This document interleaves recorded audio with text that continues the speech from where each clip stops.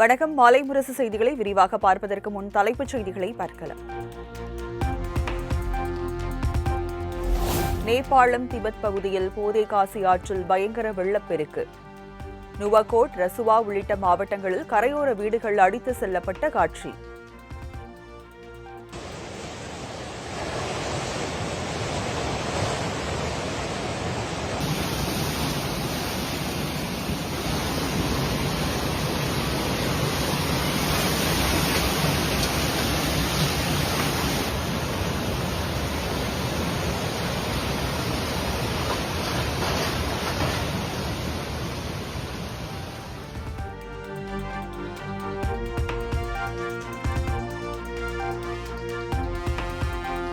நேபாளம் காட்டாற்று பெருவெள்ளத்தில் நொடி பொழுதில் உடைந்த இரும்பு பாலம். அதிர்ச்சியூட்டும் காட்சி வெளியாகி பரபரப்பு.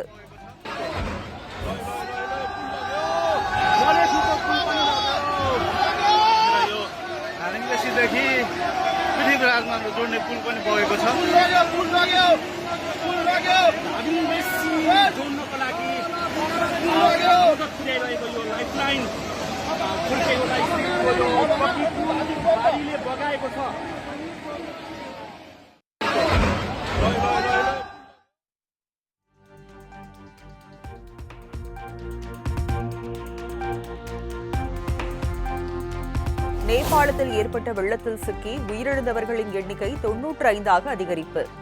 மாயமான 400க்கும் மேற்பட்டவர்கள் 30 ஹெலிகாப்டர்களில் தேடும் பணி தீவிரம்.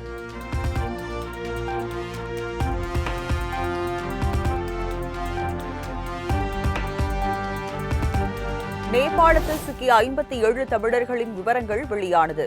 ஒரு பேருந்தில் உள்ள 20 பேர் பாதுகாப்பாக இருப்பதாகவும் 37 பேரை தொடர்பு கொள்ள முடியவில்லை எனவும் சூப்பர் யாத்ரா ஏஜென்சி உரிமையாளர் சாதிக் தகவல்.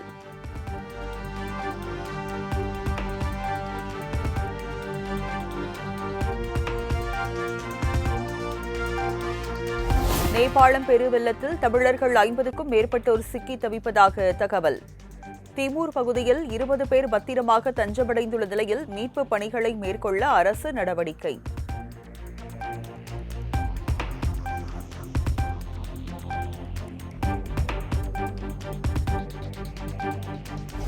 நேபாளத்தின் கசுவியா ஆற்றில் திடீரென சீறி பாய்ந்து வந்த காட்டாற்று வெள்ளத்தை கண்டு மக்கள் அலறியடித்து ஓட்டம். கரையோரத்தில் இருந்த மக்கள் நூலிழையில் உயிர் தப்பிய அதிர்ச்சி காட்சி.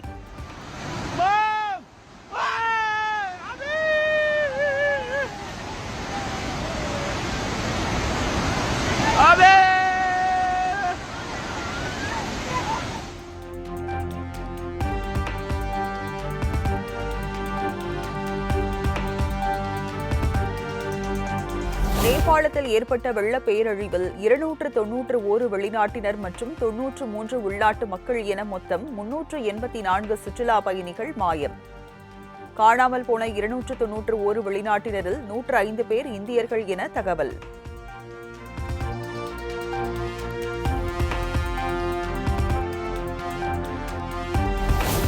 நேபாள குடியேற்றத்துறை அலுவலகத்தில் இருந்த ஈஷா கைலாஷ் யாத்திரை குழுவில் தமிழ்நாட்டை சேர்ந்தவர்கள் யாரும் இல்லை என ஈஷா யோகா மையம் தகவல். ஈஷா கைலாஷ் யாத்திரை குழுவில் இருந்த 77 பேரும் வெளிநாட்டை சேர்ந்தவர்கள் எனவும் விளக்கம்.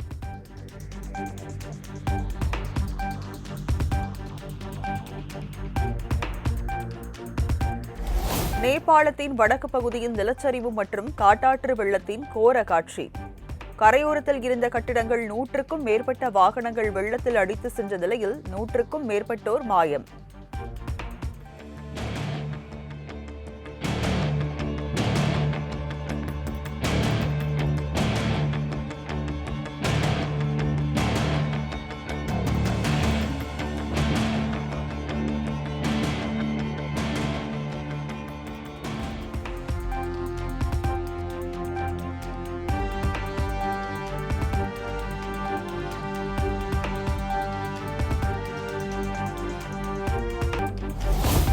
இமயமலையில் உள்ள பனிப்பாறை உருகி ஆற்றில் விழுந்ததால் வெள்ளப்பெருக்கு.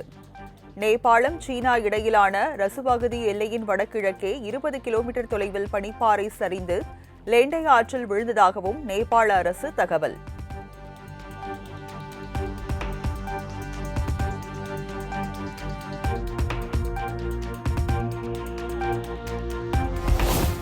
நேபாளத்தை பெருவெள்ளத்தால் சூறையாடிவிட்டு ஓய்ந்த ஆறு. ஹெலிகாப்டரில் இருந்து எடுக்கப்பட்ட காட்சிகள் வெளியீடு.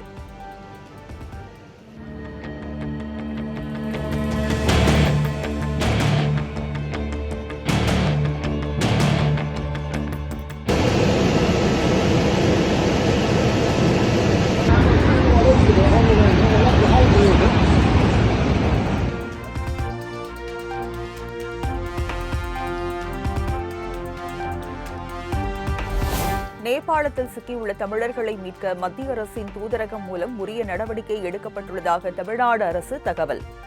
பயணிகளின் விவரங்கள் குறித்து சுற்றுலா முகமை மற்றும் தூதரகங்கள் உடன் தமிழ்நாடு அரசு தொடர் கண்காணிப்பில் உள்ளதாக அறிவிப்பு.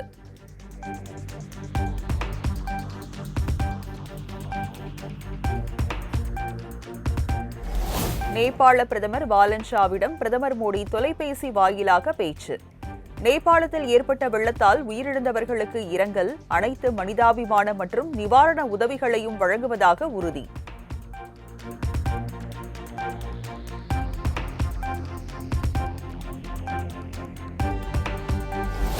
பேரழிவை சந்தித்துள்ள நேபாளத்திற்கு 10 டன் அளவிலான மனிதாபிமான உதவிப் பொருட்கள் மற்றும் அத்தியாவசிய மருந்துகள் அனுப்பி வைத்த இந்தியா. சவாலான சூழலில் இந்தியாவும் அதன் மக்களும் நேபாளத்துடனும் துணை நிற்போம் என மத்திய வெளியுறவுத்துறை அமைச்சர் ஜெய்சங்கர் எக்ஸ் பதிவு.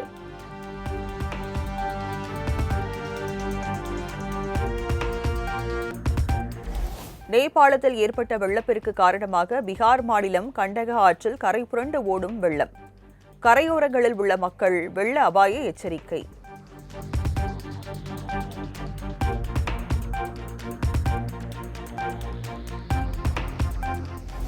மத்திய உள்துறை அமைச்சர் அமித் ஷா பீகார் முதலமைச்சருடன் தொலைபேசியில் ஆலோசனை.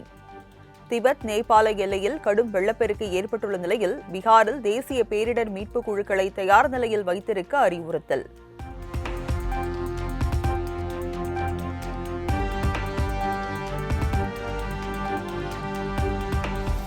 நேபாளத்தில் இருந்து இயக்கப்படும் விமான கட்டணங்கள் பன்மடங்கு உயர்த்தப்பட்டதால் பயணிகள் கடும் அதிர்ச்சி.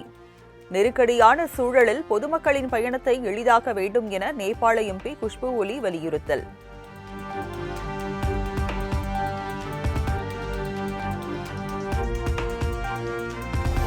பெருவெள்ளம் ஏற்பட்ட நேபாளத்தில் சிக்கிய தமிழர்களின் நிலை குறித்து அறிய கும்பகோணத்தில் உள்ள சூப்பர் யாத்ரா டிராவல்ஸ் நிறுவனம் முன்பு குவிந்த உறவினர்கள். டிராவல்ஸ் நிறுவனம் முன்பு பதற்றமான சூழல் நிலவுவதால் பாதுகாப்பு பணிக்காக போலீசார் குவிப்பு.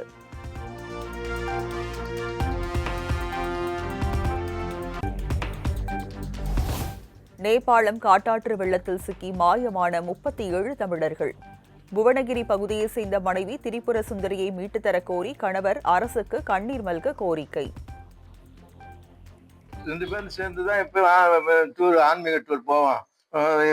நல்ல விதமா ஆண்டவன் எல்லாம் வேண்டிக்கிட்டு தான் நான் அனுப்பினேன். இந்த மாதிரி நடக்கணும் செய்யாது. நல்லபடியா வந்துச்சு.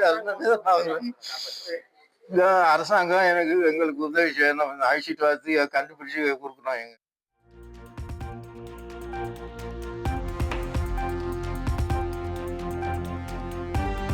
நேபாளத்தில் ஏற்பட்ட திடீர் வெள்ளப்பெருக்கில் தமிழர்கள் உள்பட இந்தியர்கள் பலர் காணாமல் போனதாக வரும் செய்திகள் அறிந்து மிகுந்த அதிர்ச்சியும் துயரமும் அடைந்ததாக முதல்வர் விஜய் எக்ஸ் தளத்தில் பதிவு. தமிழ்நாட்டை சேர்ந்தவர்களை விரைந்து மீட்கவும் பாதிக்கப்பட்டவர்களுக்கு தேவையான உதவிகளை வழங்கவும் வெளியுறவு அமைச்சகம் மற்றும் இந்திய தூதரகம் மூலம் நடவடிக்கை என விளக்கம்.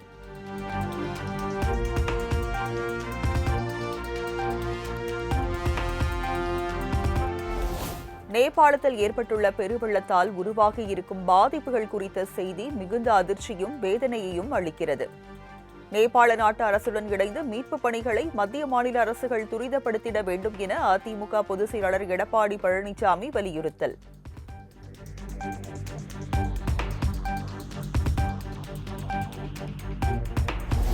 நேபாளத்தில் ஏற்பட்டுள்ள வெள்ளப்பெருக்கு குறித்த செய்திகள் கவலை அளிக்கின்றன. மத்திய அரசும் மாநில அரசும் விரைந்து செயல்பட்டு மக்களை தாயகம் திரும்ப நடவடிக்கை எடுக்க வேண்டும் என திமுக தலைவர் மு க ஸ்டாலின் கோரிக்கை.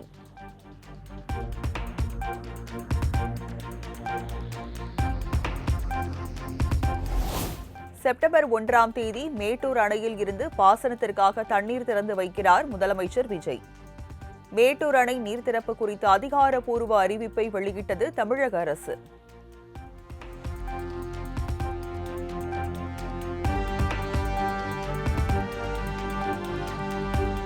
முதலமைச்சர் விஜய் மேட்டூருக்கு செல்ல உள்ளதை முன்னிட்டு காவல்துறை அதிகாரிகள் ஆய்வு. கோவை மேற்கு மண்டல காவல்துறை தலைவர், சேலம் மாவட்ட டிஐஜி உள்ளிட்டோர் பாதுகாப்பு ஏற்பாடுகள் குறித்து ஆலோசனை.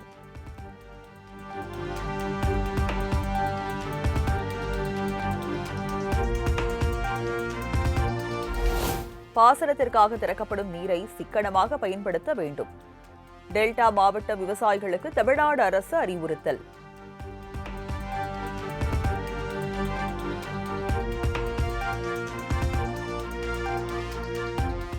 தமிழ் வழியில் படித்தோருக்கு அரசு பணியில் முன்னுரிமை வழங்கும் மசோதா. தமிழ்நாடு அரசின் மசோதாவுக்கு பொறுப்பாளுநர் அர்லேக்கர் ஒப்புதல்.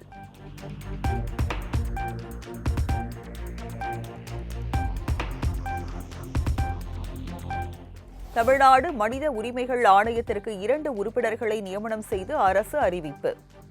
ஓய்வு பெற்ற உயர்நீதிமன்ற நீதிபதி மஞ்சுளா மற்றும் ஓய்வு பெற்ற IAS அதிகாரி சுகந்தி இருவரும் நியமனம். 3 ஆண்டுகளுக்கு இப்பொறுப்பில் இவர்கள் இருப்பார்கள்.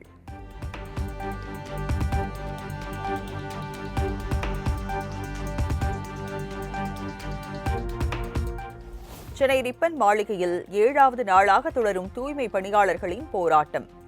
தேர்தல் வாக்குறுதியான பணி நிரந்தரத்தை நிறைவேற்ற வலியுறுத்தியும் முதல்வரை சந்திக்க வேண்டும் எனவும் கோரிக்கை.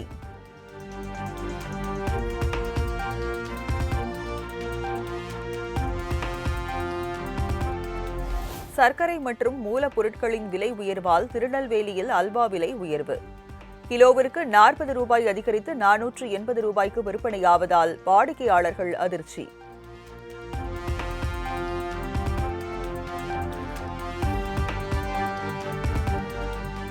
வேளாங்கண்ணி ஆரோக்கிய அன்னை பேராலயத்தின் ஆண்டு விழாவை முன்னிட்டு படையெடுத்து வரும் பக்தர்கள். மரியே வாழ்க என பக்தி முழக்கம், வழிபாடு.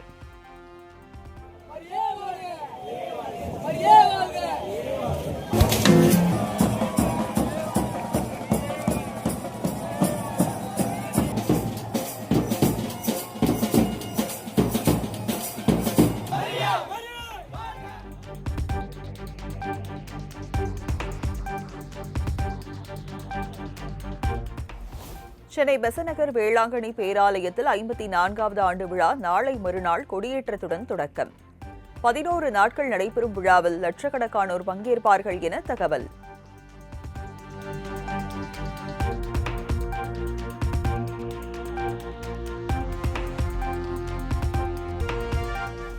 கிருத்தி சனோன் நடித்திருந்த ரக்ஷா பந்தன் விளம்பரத்தை நீக்கியதாக சம்பந்தப்பட்ட நகைக்கடை அறிவிப்பு. சகோதரருக்கும் செல்ல நாய்க்கும் ராக்கி கட்டுவது போன்ற விளம்பரத்தில் கிருத்தியின் உடை தேர்வு சர்ச்சையை கிளப்பிய நிலையில் விளம்பரத்தை நீக்கிய நகைக்கடை நிறுவனம் விளக்கம்.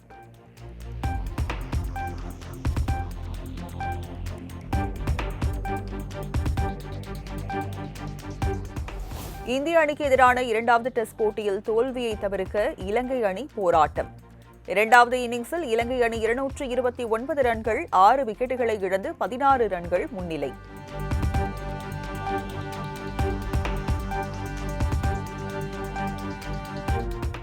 ICC டெஸ்ட் தரவரிசையில் இந்திய கிரிக்கெட் வீரர் பும்ராவை பின்னுக்கு தள்ளி முதலிடம் பிடித்தார் ஆஸ்திரேலிய வேகப்பந்து வீச்சாளர் மிச்சல் ஸ்டார்க்.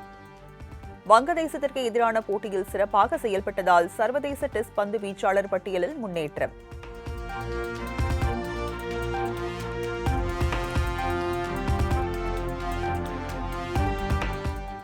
TNPL குவாலிஃபயர் போட்டியில் திருச்சி கிராண்ட் சோழாஸ் அணியை 84 ரன்கள் வித்தியாசத்தில் வீழ்த்தி கோவை கிங்ஸ் அபார வெற்றி.